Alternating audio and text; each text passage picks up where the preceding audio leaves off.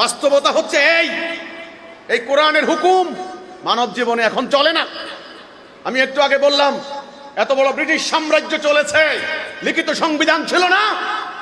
এত বড় আরব উপদ্বীপ, আল্লাহর উলুহিয়া চলেছে, খোলাফায়ে রাশিদিন চলে গিয়েছেন, রাসূলুল্লাহ 23 বছর, আবু বকরের 2 বছর 25 বছর, ওমরের 8-10 বছর 35 বছর, ওসমান রাদিয়াল্লাহু আনহুর 10 বছর 45, প্রায় 50 বছর, অর্ধ শতাব্দী, অর্ধ দুনিয়ায় আল্লাহর হুকুম চলেছে, ন্যায় বিচার সুবিচার মানবাধিকার প্রতিষ্ঠা হয়েছে।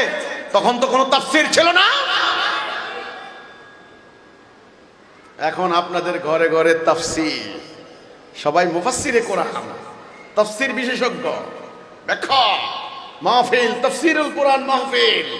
আর আপনাদের জাতীয় জীবনে চলে ব্রিটিশের আইন, সুদ ভিত্তিক অর্থনীতি। রাসূল ছাড়া কোরআনের প্রকৃত মিনিং, প্রকৃত তাফসীর আর কারো করার কোনো ক্ষমতা নাই। আমি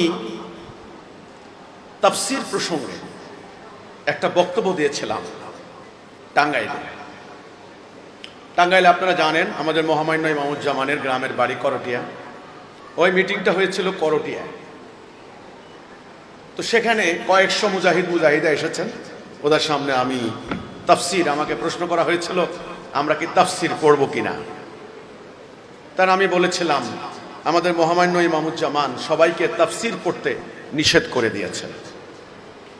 আমি তাফসীর কেন পড়বেন না, তাফসীরের সমস্যাগুলি কোথায়, উচ্চ গবেষণার জন্য তাফসীরের উদ্ভব হয়েছে, অথচ আপনি বলছেন তাফসীর পড়বেন না। বা তখন আমি কিছু বক্তব্য দিয়েছিলাম তাফসীর সম্পর্কে।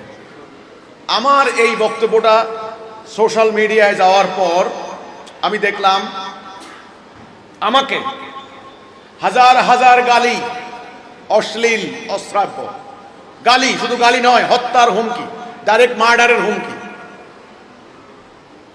একজন মুফতির প্রোফাইল দেখলাম, তিনি ফকি মুফতি। এখন তো পথে ঘাটে বহুত মুফতি সার্টিফিকেট দাঁড়িয়ে আছে, কোনো অভাব নাই। ওকে, নামের আগে মুফতি আর নামের শেষে ব্র্যাকেট দিয়ে লেখে রাহিমাহুল্লাহ, হাফিজাহুল্লাহ, দাবা ইত্যাদি বহু কিছু লেখুক, আমার কোনো আপত্তি নাই, লেখুক। এটা আপনিও লিখতে পারেন, হাফিজাহুল্লাহ, রাহিমাহুল্লাহ, আপনিও পারেন। উনি একটা মন্তব্য করলেন, আমি জীবনে কাউকে কোনো গালি দেই নাই, ভদ্র চাচ্ছে আর কি। আজকে তোমাকে গালি দিতে বাধ্য হলাম একথা বলে এমন এমন অশ্লীল কিছু গালি দিলেন আমাকে, আমি স্ক্রিনশট নামিয়ে রেখেছি। যদি কোনোদিন এই মুফতি সাহেবের লগে দেখা হয় আমার সঙ্গে, আমি জিজ্ঞাসা করব তোমাদের মাদ্রাসায় কি এ ধরনের শিখায়? মানুষের সমালোচনা, যৌক্তিক সমালোচনা করা যায়, গঠনমূলক সমালোচনা করা যায়, এত সুন্দরভাবে ভাষার আক্রমণ করা যায়, গালি ছাড়া কোনো ভাষা নাই।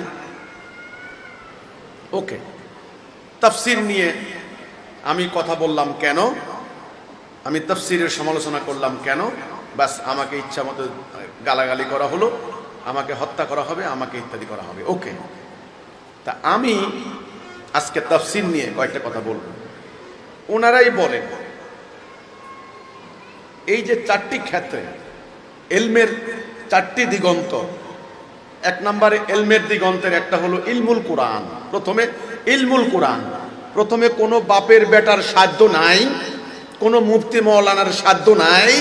প্রথমে 1 নম্বরে জায়গা দিবে তাফসীর, ফিকহ, হাদিস, 1 নম্বর বলবে, কারো কোনো সাধ্য নাই।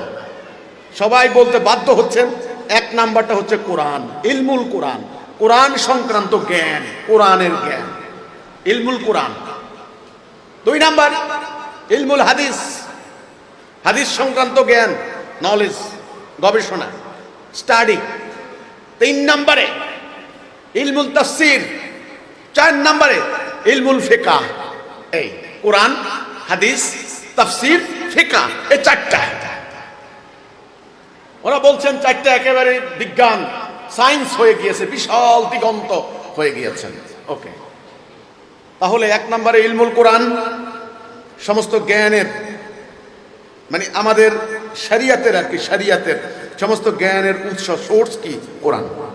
আইনের, শরীয়তের আইন বিধানের মূল জায়গাটা কোথায়? কোরআন। আল্লাহর হুকুমটা কি? কোরআন। আল্লাহ সংরক্ষণ করবেন কোনটা? কোরআন। বাকিগুলি পরে। আচ্ছা, এই কোরআন রাসূলুল্লাহর জীবনে একবারে নাযিল হয় নাই। ওই কাফেররাও বলেছে এটা কেন একেবারে নাযিল হলো না। আল্লাহ বলেছেন, হে রাসূল, আমি ধাপে ধাপে আপনার উপর নাযিল করেছি যেন আপনার ঈমানটি শক্ত হয়, ঈমান যেন দৃঢ় হয়। এটা সাংঘাতিক একটা কথা। কিন্তু ধাপে ধাপে নাযিল, একসঙ্গে বিল্ডিং কেউ তোলে না। ধাপে ধাপে ধাপে ধাপে ইট, একটার পর একটা ইট দেওয়া হয় যেন দেওয়াল মজবুত হয়, দৃঢ় হয়, একটা পর্যায়ে বিরাট একটা বিল্ডিং দাঁড়িয়ে যায়। এই কোরআন নাযিল হওয়া শুরু হয়েছে। আগে কি পুরো কোরআন নাযিল হয়েছে, না আগে রাসূল ঈমানের দিকে ডাক দিয়েছেন? প্রথম হেরা গুহায় যখন রাসূল লাভ করলেন, মেসেজ পেলেন, তিনি মেসেঞ্জার অফ আল্লাহ, বার্তা পেলেন, চিঠি পেলেন, চিঠি, লেটার, মানব জাতির উদ্দেশ্যে চিঠি, বাদ সমাচার। এই যে এই এই এই এই চিঠি, একটার পর একটা চিঠি শুরু হলো। এই মেসেজ, মেসেঞ্জার, যিনি বার্তাবাহক নবী করিম সাল্লাল্লাহু আলাইহি ওয়াসাল্লাম,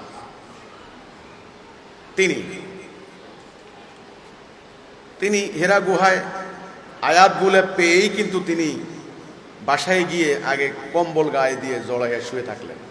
কি পেলাম, কি দেখলাম, জ্বর এসে গেল।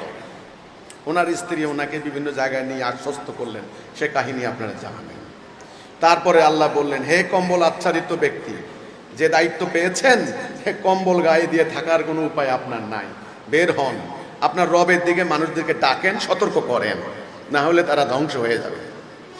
তিনি বেরিয়ে গেলেন। বেরিয়ে গিয়ে তিনি কিসের দিকে ডাক দিলেন? তিনি কি বলছেন, এই কোরআন মুখস্থ করো, এই গ্রামার মুখস্থ করো, বলেন এই তোমরা ঠিক মতো হজ হয় না, হজ টজ ঠিক করো, এই চুরি ডাকাতি করতেছো, তোমরা চুরি ডাকাতি বন্ধ করো। ইদানিং বহু সংস্থা আছে মানব কল্যাণমূলক কাজ করে, খুব ভালো, কিন্তু নবী করিম সাল্লাল্লাহু আলাইহি ওয়াসাল্লাম এই সমস্ত কিছুর দিকে ডাক দিয়েছেন না। তিনি জানতেন সমস্যার গোড়া এক জায়গায়। মানুষ আল্লাহর উলুহিয়া বাদ দিয়েছে, আল্লাহর দেওয়া ব্যবস্থা বাদ দিয়েছে, আল্লাহর দেওয়া আনুগত্য বাদ দিয়েছে। আনুগত্যে আবার আসতে হবে। এই জন্য তিনি ডাক দিয়েছেন, লা ইলাহা ইল্লাল্লাহ, তোমরা বলো লা ইলাহা ইল্লাল্লাহ। এই শুরু হলো। লা ইলাহা ইল্লাল্লাহ হচ্ছে প্রথম ঘোষণা, ঈমান আনার ঘোষণা। যারা ঈমান আনলেন ওনার কথায়, বুঝে শুনে নিজেকে সমর্পিত করলেন, সমর্পণ করলেন, রাসূলকে বললেন, হে রাসূল, আপনি আল্লাহর রাসূল, আমরা বুঝতে পেরেছি আপনি যা বলছেন হক, সত্য। প্রথমে ঈমান কে আনলেন? কেউ বললেন আম্মা খাদিজা, কেউ বললেন অমুক। আমরা ধরলাম আম্মা খাদিজা প্রথম ঈমান আনয়নকারী। ওকে, এখান থেকে শুরু হলো হযরত আলী, হযরত আবু বকর, আম্মা খাদিজা, ওমর, এই যে মক্কার যে কয়েকজন ঈমান আনা শুরু হলো, মুমিন। তখন কি পুরো পূর্ণাঙ্গ কোরআনের আয়াত নাযিল হয়েছে? হয় নাই। শুরু হলো। মুমিনদের এই দল যখন মক্কায় টিকতে পারলেন না, মদিনায় গেলেন। মদিনায় যাওয়ার পরে মসজিদে নববী আল্লাহ রাসূল ঠিক করলেন মদিনা কেন্দ্রিক। মদিনা তো এখন মদিনা, মদিনা তো রাসূল শহর, রাসূলের শহর। এটা ছিল ইয়াসরিব, ইয়াত্রিব, একটা গ্রাম, একটা গ্রাম। ওই গ্রামকে কেন্দ্র করে একটা নতুন সভ্যতার উন্মেষ হলো। দুনিয়াতে বহু সভ্যতা, 17টা থেকে 18টা সভ্যতার কাহিনী আমরা জানি। মহেঞ্জোদারো সভ্যতা, হরপ্পা সভ্যতা, মায়ান সিভিলাইজেশন, মিশরীয় সভ্যতা, চাইনিজ সভ্যতা, পারস্য সভ্যতা, এইরকম সভ্যতা, সিন্ধু সভ্যতা। আপনারা জানেন আমাদের এখানে সিন্ধু সভ্যতা হয়েছে, সিন্ধু নদীর অববাহিকায় সিন্ধু সভ্যতা। সভ্যতা যখন শুরু হয় কোনো একটা গ্রাম থেকে, কোনো একটা নদীর কিনার থেকে, কোনো একটা পাহাড়ের পাদদেশ থেকে, সভ্যতার বীজ যিনি বপন করেন তিনি কোনো একজন মহামানব বা কোনো একজন মহান দার্শনিক। সেটাকে কেন্দ্র করে একটা সভ্যতা উন্মেষ ঘটে, শিক্ষা বিস্তার ঘটে, শহর হয়, নগর হয়, বন্দর হয়, সমস্ত কিছু হয়ে থাকে। শাসন ব্যবস্থা, বিচার ব্যবস্থা, সকল কিছু আস্তে আস্তে বিরাট লাভ। সেই সভ্যতা একটা পর্যায়ে লক্ষ লক্ষ, এমনকি কোটি কোটি বর্গমাইল এলাকা পরিব্যাপ্ত হয়। কিন্তু সভ্যতার বীজ সর্বপ্রথম রূপিত হয় সংক্ষিপ্ত একটা এলাকার মধ্যে। ইসলামী সভ্যতা, নবী করিম সাল্লাল্লাহু আলাইহি ওয়াসাল্লাম যেই সভ্যতা উনি আল্লাহ থেকে পেলেন। এটা সর্বপ্রথম এক্সারসাইজ, সর্বপ্রথম প্র্যাকটিস শুরু হলো একটা গ্রাম থেকে। গ্রামের নাম ইয়াত্রিব, মদিনা। গ্রাম, ভিলেজ, গ্রাম। গ্রামকে ইয়ে করো না, অবজ্ঞা করো না, গ্রাম। এই গ্রাম থেকে শুরু হলো। ওকে, মুমিনদের দল বাড়তে লাগলেন, যুদ্ধ হচ্ছে, শহীদ হচ্ছেন, অনেকে এতিম হচ্ছেন, অনেক বিধবা হচ্ছেন, আহত হচ্ছেন, বিকলাঙ্গ হচ্ছেন, সর্বহারা হয়ে যাচ্ছেন। কয়টা আমাদের দেশে দল আছে সর্বহারা? হ্যাঁ, সর্বহারা। নবী করিম সাল্লাল্লাহু আলাইহি ওয়াসাল্লামের সাহাবায়ে কেরাম অনেকে সর্বহারা হয়ে গিয়েছেন, সব হারিয়ে ফেলেছেন, আল্লাহর জন্য হয়ে যাচ্ছেন। ওকে, নতুন জাতিটা যখন তৈরি হলো আল্লাহ দেওয়া দিন প্রতিষ্ঠা করার জন্য সমগ্র পৃথিবীময়, এই নতুন জাতির, নতুন সভ্যতার দাঁত মাজন থেকে শুরু করে, ব্রাশ করা, মিসওয়াক করা থেকে শুরু করে যুদ্ধবিদ্যা পর্যন্ত, বিয়ে শাদী কেমনে করবে, বনাবনি না হলে তালাক কেমনে হবে, ঘর সংসার কেমনে করবে, তারপরে প্র্যাকটিস কেমনে করবে, সালা কেমনে হবে, সাউম কেমনে হবে, এতিমের মাল কিভাবে বন্টন করা হবে, কেউ মারা গেলে উত্তরাধিকারী সম্পদ কি হবে, যুদ্ধের নিয়ম কি হবে, যোদ্ধাদের আচরণ কি হবে, বন্দির সাথে কি আচরণ করা হবে, সন্ধি কি হবে, চুক্তি কি হবে, হিন্দুর সাথে কেমন আচরণ, বৌদ্ধের সাথে, ইয়াহুদির সাথে, খ্রিস্টানের সাথে, আহলে কিতাবদের সাথে, মদিনাবাসীর সাথে, মক্কাবাসীর সাথে, একেবারে সমস্ত বিধি বিধান, নিয়ম কানুন, আইন বিধান আস্তে আস্তে আস্তে আস্তে আস্তে আস্তে একে একে একে একে প্রয়োজন সাপেক্ষে দরকারে নাজেল হওয়া শুরু হলো। কখনো কখনো কোরআনের আয়াত নাজেল হতে দেরি হতো। একবার এরকম আয়াত নাজেল হতে গিয়ে কয়েক মাস দেরি হওয়ার পরে নবী করিম সাল্লাল্লাহু আলাইহি সাল্লাম, এমনও কথা আছে, আত্মহননের মতো পথ বেছে নেওয়ার সিদ্ধান্ত নিলেন যে তাহলে আমি কি, আল্লাহ কি আমাকে ছেড়ে দিলেন, আল্লাহ কি আমাকে বাদ দিলেন, আমি কি তাহলে বাদ হয়ে গেলাম, আল্লাহ কি আমাকে ভুলে গেলেন?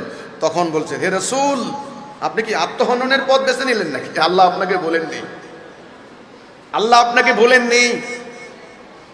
আল্লাহ আপনাকে আমি যা দিয়েছি ওইটাকে রপ্ত করে ওইটাকে অ্যাডাপ্ট করেন, সময় দিয়েছি, ওইটাকে অ্যাডজাস্ট করেন।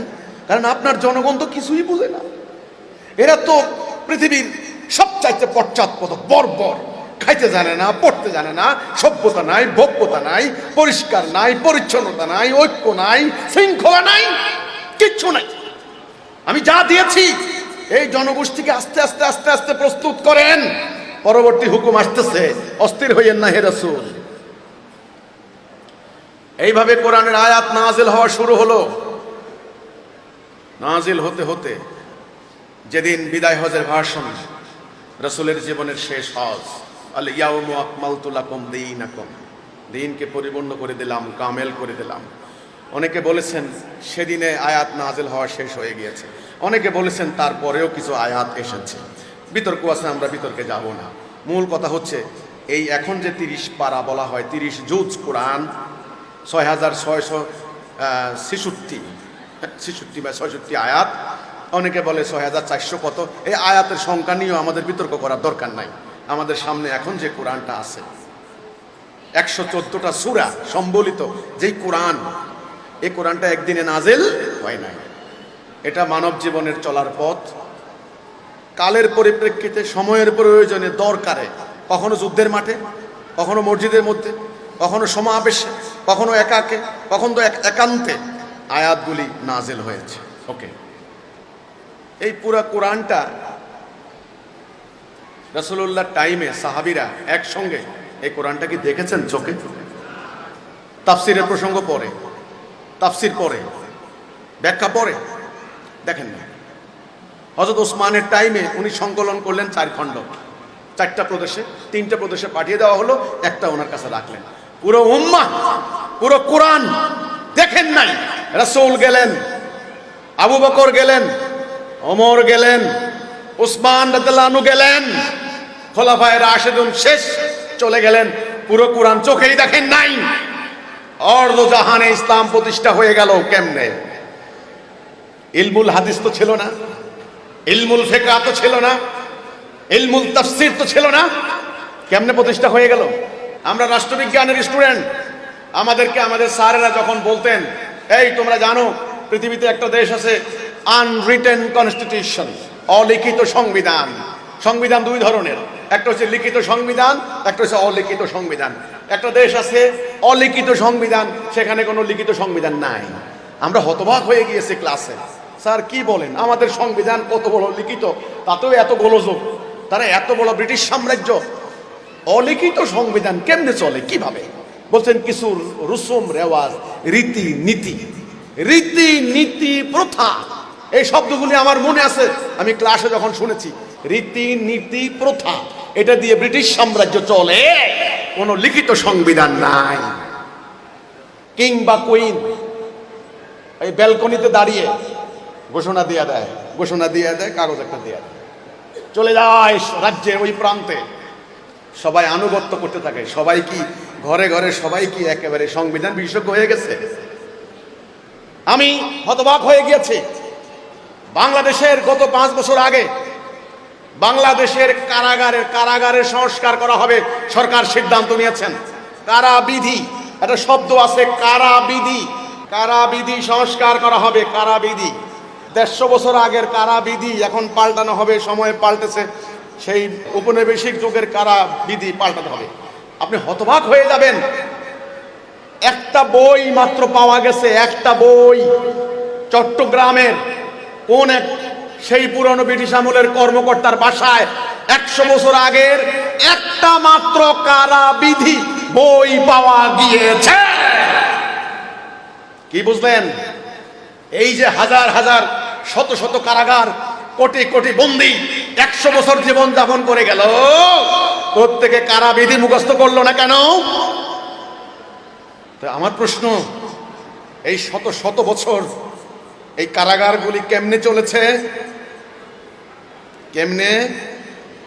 এই যে নিয়ম বিধি সিস্টেম আপনাদেরকে খোয়াড়ের সিস্টেমে ঢুকিয়ে দিয়েছে, আপনারা চলেছেন চলেছেন চলেছেন চলেছেন। বইয়ের দরকার হয় নাই, ধারা উপধারার দরকার। রাসূল চলে গেলেন, কোরআনটা দিয়ে গেলেন। কোরআনটা ছিল কিন্তু এরকম বই না। রাসূল যখন গেলেন তখন কোরআনটা এরকম বই ছিল না। পশুর চামড়ায়, পাথরের উপরে, হাফেজদের সিনায় মানে কণ্ঠে, হাফেজদের কলবে ওনারা মুখস্থ করে রেখেছেন। তাহলে কোথায় ছিল? হাফেজদের কলবে, পশুর চামড়ায়, পাথরের উপরে, এইভাবে ছিল কোরআন। হযরত ওসমান ইবনে আফফান রাদিয়াল্লাহু তাআলা আনহু এটাকে কম্পাইল করে একত্রিত করে আজকের এই কোরআন, ইলমুল কোরআন। ওকে, এইবার আপনারা কি করলেন? কোরআনের অর্থ ব্যাখ্যা শুরু করলেন। ওকে, গেল। রাসূল চলে যাওয়ার পর এবার শুরু হলো হাদিস। রাসূলুল্লাহর ইন্তেকালের 150-200 বছর পরে হাদিস কালেকশন, হাদিস সংগ্রহ।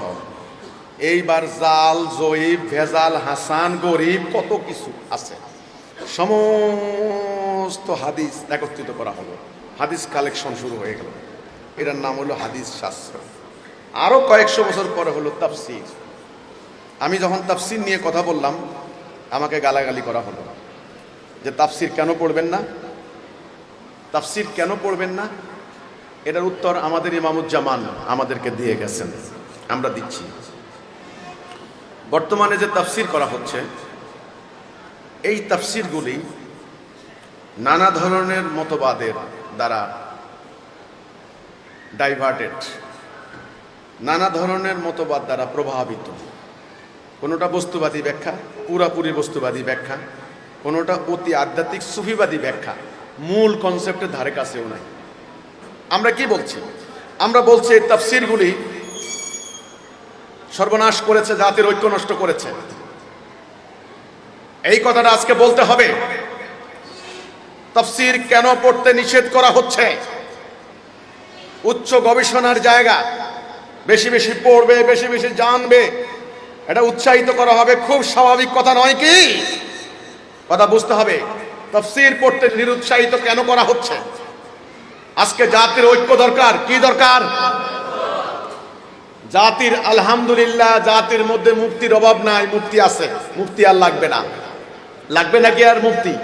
নামাজ রোজার মাসলা মাসাইল, হজের মাসলা মাসাইল, এগুলা কেমনে কি করবেন, তায়াম্মুম কেমনে করবেন, ডিলাকুলুক কেমনে করবেন, এই ব্যাপারে মাসলা দেওয়ার মুফতির কোনো অভাব আছে? অভাব নাই। ফকির কোনো অভাব আছে? কোরআনের সহি শুদ্ধভাবে পাঠ করছেন, মাখরাজ আদায় করে। কারি সাহেবের কোনো অভাব আছে? অভাব নাই। হাফেজ সাহেবের অভাব আছে? লক্ষ লক্ষ হাফেজ। এখন জাতির দরকার, ডাক্তারের অভাব আছে? ইঞ্জিনিয়ারের অভাব আছে? জনসংখ্যার অভাব আছে? জাতির সংখ্যা এখন কয় কোটি? 180 কোটি। এখন জাতির দরকার হচ্ছে ঐক্য। কি দরকার? ঐক্যবদ্ধতা যার দরকার। জাতিকে যে কোনো মূল্যে ঐক্যবদ্ধ হতে হবে। একটু আগে আমি বলেছি, America, the United states of America ঐক্যবদ্ধ হয়েছে বিদায় দুনিয়ার উপরে মাতব্বরি করে চলেছে। যদি আগামীকাল আমেরিকার এই ঐক্য ভেঙে যায়, 52টা অঙ্গরাজ্য ভেঙে আলাদা আলাদা রাষ্ট্র হয়ে যায়, আগামী পরশু আমেরিকার কথা কেউ শুনবে না। এখন দরকার ঐক্য। কেন আমরা ঐক্যবদ্ধ হতে পারছি না? ঐক্যবদ্ধ হওয়ার অন্তরায় কোথায়? গলদ কোথায়? বহু আলেম, সত্যনিষ্ঠ আলেম ঐক্যবদ্ধ হওয়ার জন্য ডাক দিচ্ছেন, পথে প্রান্তরে ঘুরে বেড়াচ্ছেন, ঐক্যের কথা বলছেন, ঐক্য হতে পারছেন না কেন? ঐক্যের পথে অন্তরায় কোথায়? এই গলদ চিহ্নিত করতে হবে। প্রথম সংকট এই তাফসীর। তাফসীরের কারণে ঐক্যবদ্ধ হতে পারছে না জাতি। কেমনে এটা বলতে হবে, ব্যাখ্যা। আমাকে ফেসবুকে আমার বক্তব্য গেলেই গালাগালি শুরু করে দেন। আরে ভাই থামেন, মুখ আছে বলেই আপনি আমাকে গালি দিতে পারেন না। আমার হাজার হাজার কর্মী, তারাও তো আমাকে বলে যে ইমাম আর সহ্য হচ্ছে না, আমাদেরকে গালি দেওয়ার পারমিশন দেন। তখন দেখবেন মুর্দা পীর জিন্দা হয়ে যাবো একেবারে। আমি বলেছি না, আমরা গালি দেব না। কুকুর কামড় দিয়েছে বলে কুকুরের পায়ে আমরা কামড়াতে পারি না। ধৈর্য ধরো। তাফসীরের ব্যাপারে কথা বলার কারণে আপনারা আমাকে গালি দিলেন, আমার কথা শুনতে হবে। ঐক্য নষ্টের গোড়া কেমনে দেখেন। যখন হযরত আলী রাদিয়াল্লাহু তাআলা আনহু খলিফা হলেন, ওনার খেলাফত মানা হয়নি। শুরু হয়ে গেছে দ্বন্দ্ব, সংঘাত, ভাতৃঘাতী লড়াই শুরু হয়ে গেল। 10,000 সাহাবী শহীদ হয়ে গেলেন। আর জাতিকে জোড়া লাগানো যায় নাই। এরপরে শুরু হয়ে গেল খারিজি, মুতাজিলা, আরো কত ধরনের ফিরকা শুরু হয়ে গেল। পরবর্তীতে তারা বিচ্ছিন্ন বিক্ষিপ্ত হয়ে বিভিন্নভাবে মুসলিম এরিয়া খেলাফতগুলিকে ছড়িয়ে ছিটিয়ে পড়তে লাগলেন। ঐক্য শেষ, কর্মসূচির 1 নাম্বার শেষ, ঐক্য শেষ। আচ্ছা, তখনও কিছু কিছু সত্যনিষ্ঠ মানুষ বেঁচে ছিলেন, তারা সত্যকে আঁকড়ে ধরে থাকার চেষ্টা করেছেন। ওকে, এরপরে খলিফারা আর খলিফা রইলেন না, ওনারা হয়ে গেলেন সুলতান। ওনার নাম ধারণ করলেন সুলতান। চরম ভোগ বিলাসিতায় জীবন ভাসিয়ে দিলেন। ওই টাইমে আল্লাহর 70 দিন প্রতিষ্ঠার সংগ্রাম বাদ দিয়ে, আবারও ঐক্যবদ্ধ হওয়ার প্রচেষ্টা বাদ দিয়ে তারা ঢুকলেন খাতা কলম নিয়ে ঘরে। রাসূল সারা জীবন শেখালেন জিহাদ, সংগ্রাম, বহির্মুখী করার প্রক্রিয়া। সংগ্রামের দিকে রাসূল পাঠিয়ে দিলেন মুজাহিদ বাহিনীকে আল্লাহর দ্বীন প্রতিষ্ঠা করার জন্য। এনারা পরবর্তীতে খাতা কলম নিয়ে ঘরে ঢুকলেন, কারণ হাতে অপরন্ত সময়, অসম্ভব ব্রেইন জ্ঞান, আর ওই যে সুলতানদের সহযোগিতা, নাজ নেয়ামত। কারণ সুলতানরা শর্ত দিয়েছে, আমাদের খেলাফতকে মানে আমাদের সালতানাতকে সার্টিফিকেট দিবা। আমরা জিল্লুল্লাহ, আল সুলতানু জিল্লুল্লাহ খুতবার মধ্যে ইনক্লুড করে দিয়েছে। আল সুলতানু জিল্লুল্লাহ, সুলতান হচ্ছে আসমানের নিচে আল্লাহর ছায়া। এই সার্টিফিকেট যথেষ্ট। সমস্ত পৈশাচিক ভোগ বিলাস জায়েজ হয়ে গিয়েছে, সমস্ত অন্যায় জায়েজ হয়ে গিয়েছে, সমস্ত নারী লুণ্ঠন, বাড়ি লুণ্ঠন, জমি লুণ্ঠন, সাম্রাজ্যবাদ বিস্তার জায়েজ হয়ে গিয়েছে। ওই খতিবের ওই ফতোয়া আল সুলতানু জিল্লুল্লাহ। রাসূল বলেন নাই, কোরআন বলে নাই আল সুলতানু জিল্লুল্লাহ। তোমরা প্রতিটা খুতবাতে এই কথার সার্টিফিকেট দিয়েছো। এই সার্টিফিকেটের বিস্ময় ফল ওই ভোগ বিলাসী জালেম সুলতানগুলি জাতিকে ধ্বংস করে দিয়েছে। তাদেরকে কারি কারি টাকা দিয়েছে, সোনা রূপা দিয়েছে, প্রাসাদ নির্মাণ করে দিয়েছে। আর লেখার জন্য সাধারণ কালি নয়, মেশকাম্বার, দামি দামি কালি, খুশবু বের হয় এমন এমন কালির সরবরাহ করে দিয়েছে। শুরু করেছে তাফসীর লেখা। কি শুরু করেছে? তাফসীর। এবার যিনি সুফিবাদী তরিকার লোক, মারেফতি লাইনের সুফিবাদী, বিকৃত সুফিবাদ, উনার তাফসীর শুরু হলো এক লাইনে। আস্তে রাস্তা ঘুইরা ব্যাখ্যা যাইতে যাইতে যাবে। এবার সমস্ত আয়াতটা, জেহাদের আয়াত, কিতালের আয়াত, সংগ্রামের আয়াত, যুদ্ধের আয়াত, এগুলো সব ঘুরে ঘুরে ঘুরে ঘুরে সব মারেফতি লাইনে চলে গেছে। বাহ বাহ বাহ, তাফসীর, কি সুন্দর তাফসীর। এবার যিনি রাজনীতি করেন, উনার তাফসীরটা ঘুরে ঘুরে ঘুরে ঘুরে রাজনৈতিক ব্যাখ্যার দিকে চলে গেছে। এবার যিনি বস্তুবাদী, ততদিনে গ্রিক সভ্যতা থেকে বস্তুবাদী বইগুলি অনুবাদ করে করে তারা মোটামুটি বেশ তার্কিক হয়েছেন, ওনারা বস্তুবাদী ব্যাখ্যা করতে লাগলেন সব কোরআনের আয়াতগুলি, যেগুলোর কোনো মিনিং মানুষের পক্ষে জানা সম্ভব নয়, সেগুলোর ওনারা বস্তুবাদী ব্যাখ্যা দিতে লাগলেন। এক একটা এক এক দিকে ব্যাখ্যা। আমি তিনটা উদাহরণ দিলে আপনারা বুঝবেন। আমাদের বাংলাদেশে কিছু দল আছে ইসলামের নামে রাজনীতি করেন, করেন না? মিছিল করেন, নারে তাকবীর, আল্লাহু আকবার, আল কোরআনের আলো ঘরে ঘরে জ্বালো। হ্যাঁ, আচ্ছা, এরা রাজনীতি করে।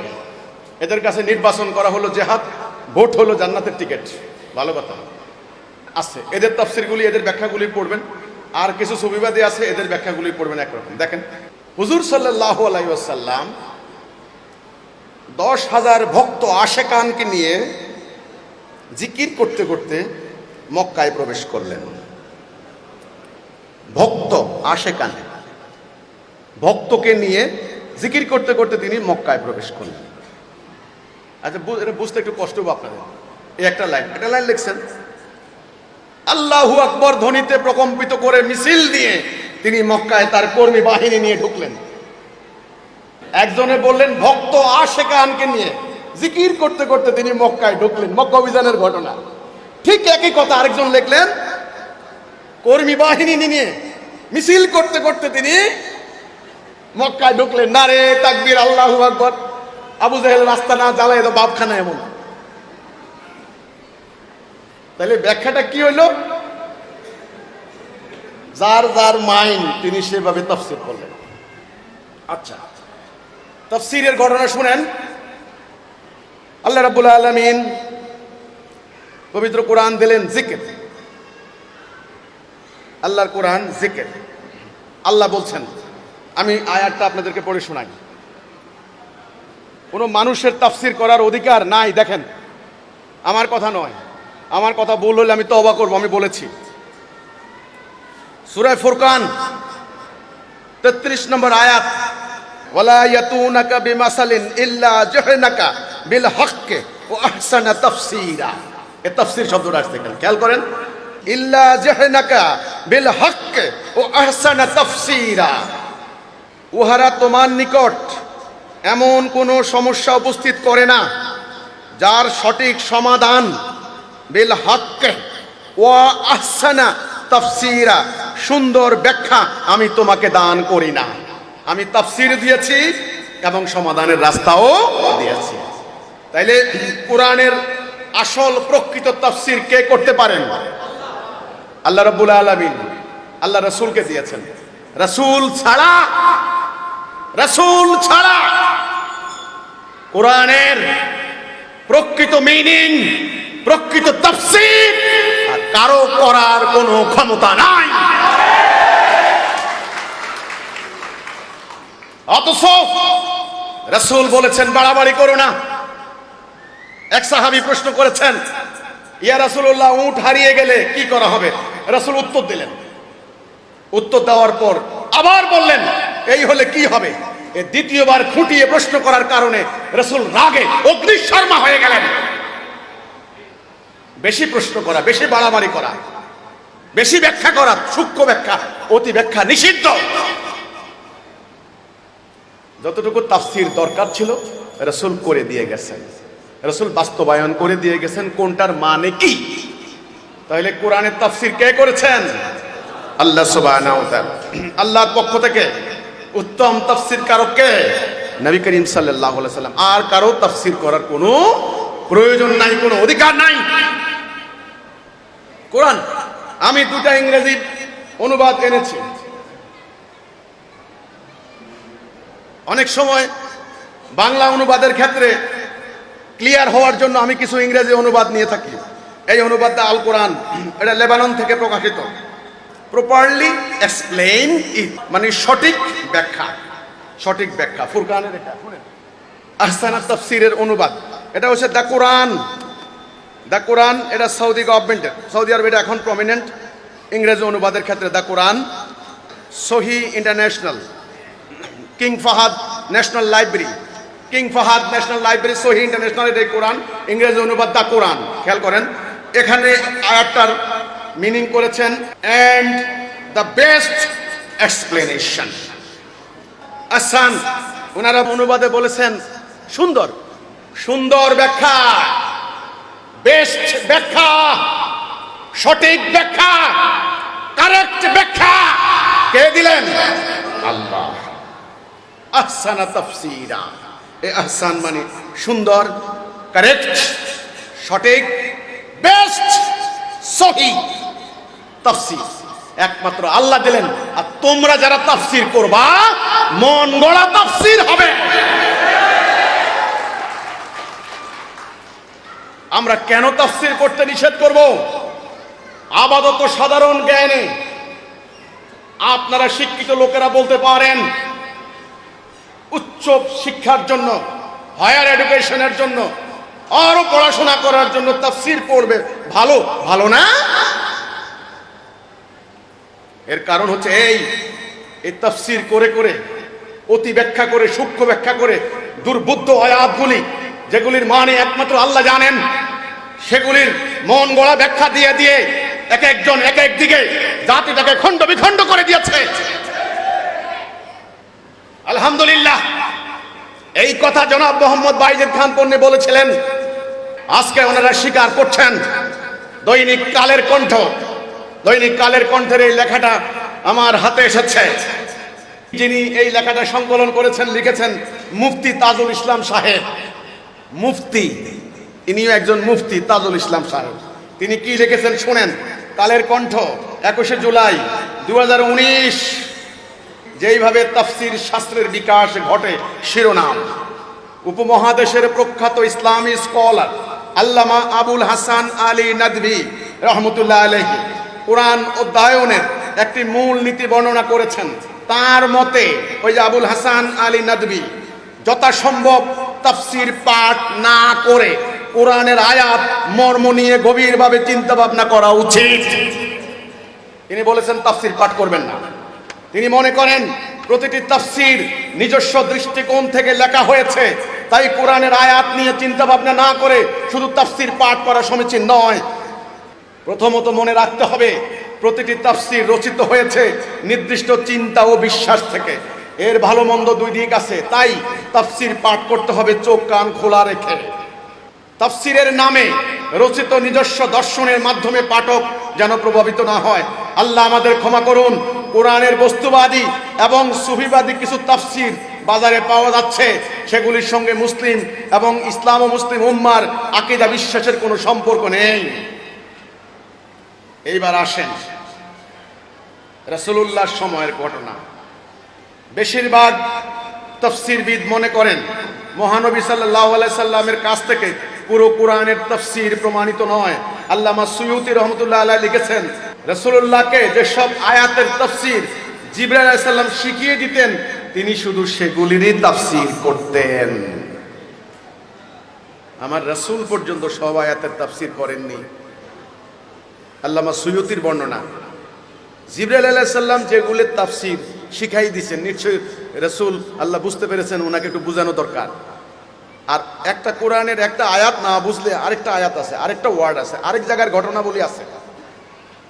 শুনেন, আল্লামা খুবী রহমতুল্লাহ আলাইহির মতে একমাত্র রাসূলুল্লাহ ছাড়া সন্দেহাতীত ভাবে কারো পক্ষে কোরআনের তাফসীর করা সম্ভব নয়।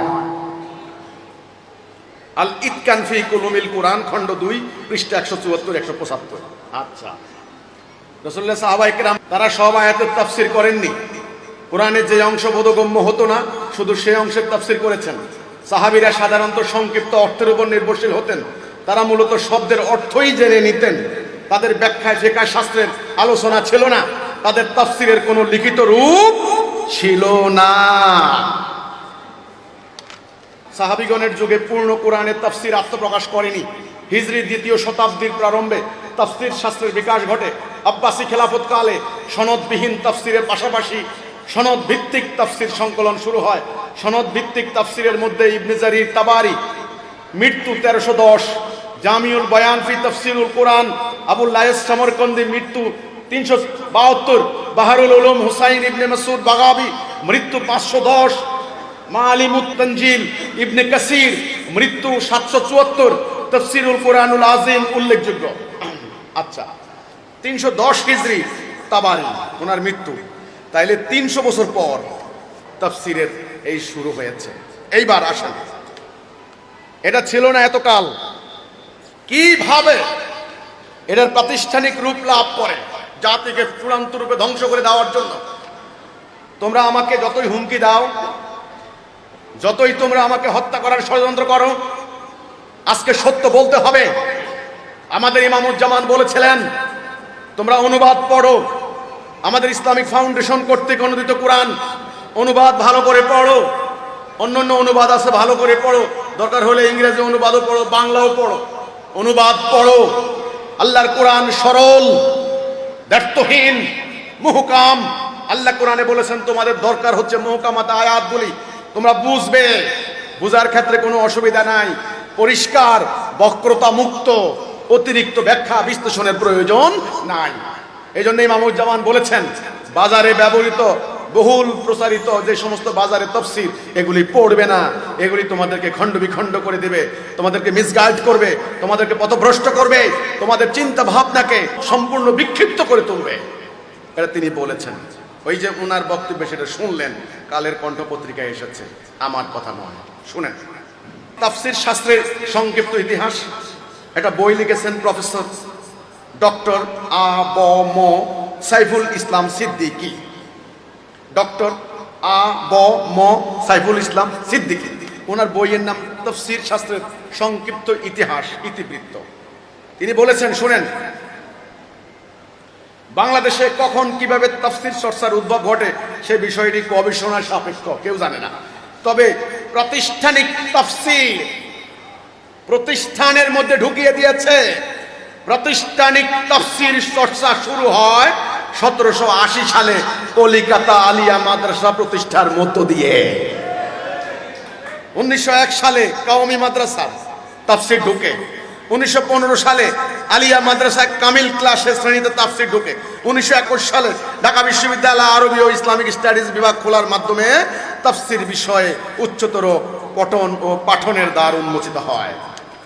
তাহলে তাফসীরের এই ক্রমবিকাশ ব্রিটিশরা প্রাতিষ্ঠানিক ভাবে চালু করে দিয়েছে 1780 সালে। হিসাব কি মিলে গেছে না? হিসাব কি মিলছে না? হিসাব মিলে যাবে। জীবনে যেন এক হইতে না পারেন। তাফসীর পড়বেন, তাফসীর করবেন, একজন একদিকে নিয়ে যাবে, কোনোদিন ঐক্যবদ্ধ হতে পারবেন না। এইবার তাফসীরের কাহিনী বলে এই প্রসঙ্গ শেষ করব। কতটুকু দরকার, কতটুকু অপ্রয়োজনীয় বিচার ফায়সালা আপনারা করবেন, আমি করব না। আমাকে গালি দেন, আমি গালি খেতে রাজি আছি, কিন্তু প্রশ্নের জবাব দিবেন। আল্লাহ রাব্বুল আলামিন পবিত্র কোরআনে নবীদের জীবনী বর্ণনা করেছেন মুমিনদের শিক্ষার জন্য। কাফেরদের ষড়যন্ত্রের বিবরণী এসেছে মুমিনদের শিক্ষার জন্য, হতাশ না হওয়ার জন্য। ফেরাউনের জীবনী, ফেরাউনের কাহিনী, নমরুদের কাহিনী, আবু জাহেলের কাহিনী, আবু লাহাবের কাহিনী, কোরআনে আল্লাহ রাব্বুল আলামিন যার প্রয়োজন হয়েছে সুন্দরভাবে বর্ণনা করেছেন। যতটুকু দরকার ততটুকু, এর বেশি নয়। আচ্ছা, সূরা ইউসুফ, ইউসুফ আলাইহিস সালামের কাহিনী আপনারা জানেন। ইউসুফ আলাইহিস সালামের ভাইয়েরা ওনার বিরুদ্ধে কি ষড়যন্ত্র করেছে আল্লাহ রাব্বুল আলামিন পুরো কাহিনী সূরা ইউসুফ সহ আরো কয়েকটা সূরার মধ্যে পুরো কাহিনী বর্ণনা করেছেন। পুরো ঘটনা পড়লেই আপনি বুঝতে পারেন এখানে আল্লাহ শিক্ষা দিচ্ছেন, আল্লাহর মুমিনরা, আল্লাহর মনোনীত ব্যক্তি, আল্লাহর সমর্থিত ব্যক্তির কোনো বিপদ নাই, কোনো কষ্ট নাই। আল্লাহ রাব্বুল আলামিন তারাক্কি করেন, উদ্ধার করেন, আর ষড়যন্ত্রকারীদের ষড়যন্ত্র নস্যাৎ হয়ে যায়। এবং আল্লাহ প্রমাণ দিয়েছেন যে মুমিনদের বিজয় অবধারিত, মুমিনদের জন্য আল্লাহ সম্মান ইজ্জত রেখেছেন। কোন ষড়যন্ত্রই মুমিনদের মানে আল্লাহর পরিকল্পনাকে নস্যাৎ করতে পারে না। সূরা ইউসুফ পুরো পড়লেই আপনার কাছে পরিষ্কার। এইবার তাফসীর শুরু। ইউসুফ আলাইহিস সালামের ভাইরা যে নিল, ষড়যন্ত্রটা কোন ভাইয়ে করছে, বড় ভাই না ছোট ভাই? অনেক গবেষণা করে বাইর করছে বড়টার মনটা ভালো ছিল, মেজোটা হয়েছে খারাপ। এই ঘটনাটা তারে কুয়ায় কে ফালাইছে? কুয়ায় ফালাইছে মেজোটায়। বড়টায় মারতে চায় নাই, বালতির মধ্যে দিয়া দিলে কোনো না কোনোভাবে পথচারীরা তাকে নিয়ে যাবে, এই বুদ্ধিটা বড়টাই করছে। এটা নিয়ে পৃষ্ঠার পর পৃষ্ঠা, বড়টা না ছোটটা, বড়টা না ছোটটা গেছে। এইবার কুয়া, এটা কি কুয়া না পুকুর? আরবির মিনিংটা কি? এটার গ্রাম্য আরবি কুয়াতে কি বলে, ওই সিরিয়ার আরবিতে কুয়াতে কি বলে? ইমাম সুয়ুতির মতে এই, ইমাম মাজহারির মতে এই, কুরতুবির মতে এই। না, এটা কুয়া হয়েছে, কুয়া। কয়েক পৃষ্ঠা গেছে কুয়া নিয়ে, আচ্ছা কুয়া গেল। এইবার ইউসুফ আলাইহিস সালাম, ইউসুফ আলাইহিস সালামের বয়স কত? বালতির মধ্যে বসার মতো ওজনের বয়স কত? মানে কিশোর, যুবক না বাচ্চা? কোন ধরনের বাচ্চা? এইবার শব্দটা কি ব্যবহার করছেন আল্লাহ, ওই শব্দের মিনিং, ওই শব্দের ব্যাকরণগত দিক। আচ্ছা গেল বাচ্চা, এটা প্রমাণিত হলো একদল এইদিকে একদল এইদিকে। একদল স্বীকার করলো যে কয়েকজন মিল্লা যে না এটা ওনার বয়স এই থেকে এই, বালতিতে বসার মতো বয়স হচ্ছে। ওকে, এইবার বালতিতে যে পড়লো, ওনার পানি টানি পড়লো, এটা তো উনি তো মরে যাওয়ার কথা, কেন মরে নাই? আল্লাহ ওহী নাযিল করছেন। ঘটনাটা প্যাচ লাগছে এখানে। ওই কোরআনের একটা আয়াত, 40 বছর বয়সে আমি তোমাদেরকে নবুয়ত দিছি, বা নবী 40 বছর বয়সে নবী হয়। কিন্তু উনি কি নবী ছিলেন? তাইলে ওই আসলো কেন? তাইলে কি উনি কি ইউসুফ আলাইহিস সালাম কি নবী ছিলেন? একদল বলল উনি নবী ছিলেন, নবী ছিলেন। কে প্রমাণ? ইমরানের স্ত্রীর উপরে ওহী আসছে, ঈসা আলাইহিস সালামের মায়ের উপর ওহী আসছে, এই হিসাবে এটা অন্য ওহী, কারণ উনি এই প্রমাণ। ঈসা আলাইহিস সালাম ওনার মায়ের কোলে কথা বলেছেন, আল্লাহ ওহী দিয়েছেন, এটা অন্য ওহী। ওহীর আবার প্রকারভেদ ক্লাসিফিকেশন শুরু করে দিল, এই প্রকার এই প্রকার এই প্রকার এই প্রকার ওহী, এটা কোন প্রকার ওহী? তাহলে প্রমাণিত হয়ে গেল একদল ইউসুফ আলাইহিস সালাম ওহী আসছে, ইনি নবী। ওকে, এইবার শুরু হলো। ইউসুফের ভাইয়েরা যে কোর্তাটা নিয়ে গেল বাপের সামনে, এই কোর্তার রং কিসের রং? ছাগলের জবাই করা রং, না মানুষের রক্ত, না কিসের? কোর্তাটা সেরা ছিল নাকি ইনট্যাক্ট ছিল? আচ্ছা, সেরা থাকলে কি কি শব্দ ব্যবহৃত হইতো? এই শব্দটা এখানে ব্যবহৃত না হইয়া এই শব্দটা ব্যবহৃত হওয়ার অর্থ হচ্ছে এই কোর্তাটা সেরা ছিল না, এই রক্তটা এই রক্ত। উফ! এরপরে কি শুরু হলো? মাসালা। যদি এই হয়, এবার জাতির উদ্দেশ্যে যদি এই হয়, যদি এই হয়, যদি এই হয়, তাহলে এই করিতে হইবে, যদি এই হয় এই করিতে হইবে। আমার ভুল হইলে আমাকে মাফ করে দিয়েন। পৃষ্ঠার পর পৃষ্ঠা যাচ্ছে। জালিকাল কিতাবু লা রাইবা ফি হুদাল লিল মুত্তাকিন। এই জালিকাল কিতাব, এই কিতাব কোন কিতাব? এটা কি তাওরাত? এটা কি ইনজিল? এটা কি এই, এটা কি ওই, এটা কি এই শুরু। এখানে দরকার আছে বালতির তাফসীর করার, দরকার আছে কুয়া নিয়ে এত কাহিনী করার, দরকার আছে কিনা? সময় গেছে, শ্রম গেছে, অর্থ গেছে, জ্ঞান গেছে, এটার জন্য টাইম গেছে। আমার কথা হচ্ছে এখানে, আমি যারা মুফাসসিরে কেরাম আছেন, আপনারা আমার কথায় মনক্ষুণ্ণ হইয়েন না। আমি আপনাদেরকে অশ্রদ্ধা করি নাই। আমি বারবার যে কথাটা বলার চেষ্টা করছি যে এই যে অতি ব্যাখ্যা, অনর্থক ব্যাখ্যা, অতি বাড়াবাড়ি ইত্যাদি করে উম্মাটাকে ধ্বংস করে দেওয়া হয়েছে, ঐক্য নষ্ট করে দেওয়া হয়েছে। উম্মার মূল কর্মযজ্ঞ, মূল কর্মপ্রবাহ থেকে অন্য কাজে ব্যাপৃত করা হয়েছে। জাতি খাতা কলম নিয়ে বসে, এখন অনুসারীরা লক্ষ লক্ষ মুসলিমরা যারা এই কোরআনের এই তফসিরগুলি পড়ে পড়ে পড়ে পড়ে ফাইনালি কি করলো? 17-18 পৃষ্ঠা লেখার পরে ফাইনালি লেখে আল্লাহু আলেম, আল্লাহ ভালো জানেন। আদ এবং সামুদ জাতির কাহিনী কি হয়েছে? আদ সামুদ আল্লাহ শাস্তি দিচ্ছেন। কেন শাস্তি দিচ্ছেন?